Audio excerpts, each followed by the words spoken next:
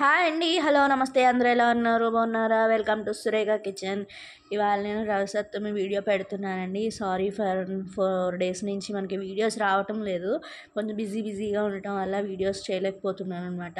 ఇవాళ రవి సప్తమి పూజ చేసుకున్నాను. నేను ఏ విధంగా చేసుకున్నాను అనేది మీతో షేర్ చేసుకుందామని ఈ వీడియో చేస్తున్నాను. పూజ లెంత్ వీడియో పెట్టలేదండి. నేను ఏమేమి అరేంజ్ చేసుకున్నాను ఏంటి అనేది మాత్రమే పెట్టాను. ముందుగా ఆవు పేడతో అలుక్కోవాలండి. నేను గచ్చు కాబట్టి కొంచెం వాటర్లో కలిపేసి చల్లేస్తానమాట. అపార్ట్మెంట్లో వాళ్ళ అయితే మాత్రం గ్యాస్ మీద చేసేసుకొని ఎండలో పెట్టి పూజ చేసుకోవచ్చు. ముందుగా వరిపిండితో ఇలా ముగ్గు వేసేసుకున్నాను. తర్వాత పసుపు కుంకుమ కూడా వేశాను. ఇది ఆకులు పౌడర్ అండి, చిక్కుడుకాయ ఆకు పౌడర్ అండి. ఇది ఎందుకు వేస్తారనేది తెలియదు కానీ నా పెళ్ళైనకి వచ్చిన కాడి నుంచి మా అత్తయ్య గారి ఇంట్లో ఇది వేయటం చూశాను. ఇది కంపల్సరీ వేయాలని అర్థమైంది. ఎందుకు వేస్తారనేది నేను అడగలేకపోయాను. మీలో ఎవరికైనా తెలిస్తే కామెంట్ చేయండి. తర్వాత ఇది బొగ్గు అండి. బొగ్గు చేయొచ్చు, లేదంటే మన దగ్గర కొబ్బరి చిప్పలు ఉంటాయి కదా, వాటిని కాల్చి పౌడర్లా చేసుకుని ఇలా వేయచ్చండి. కంపల్సరీ ఇవన్నీ వేసేవారు. ఎందుకు వేస్తారనేది నాకు తెలీదు. తర్వాత ఆవు పిడకలు ఉంటే ఆవు పిడకలతో ఇలా పెట్టి పాలు పొంగించుకుంటాం అండి.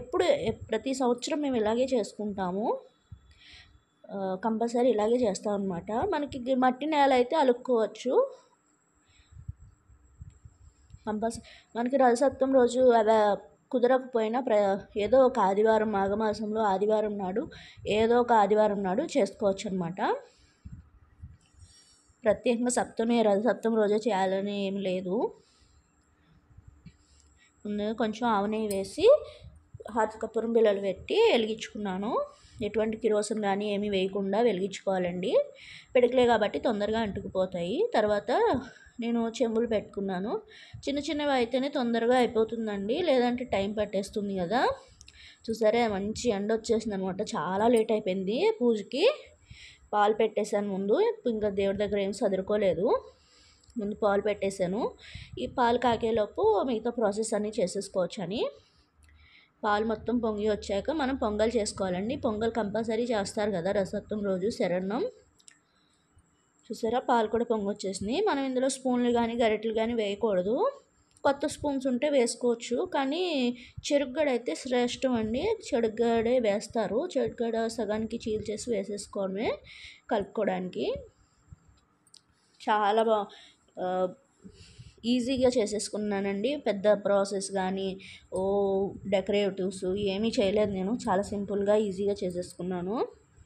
మీతో షేర్ చేసుకోవాలనిపించి చేసుకుంటున్నాను. ఈ రోజుల్లో ఎవరికి ఇవి తెలియవు కదండి, మీ అందరికీ చూపించినట్టు ఉంటుంది కాబట్టి చేస్తున్నాను. పాలు రెండింటిలోని పొంగు వచ్చాయి. బియ్యం వేసేసాను.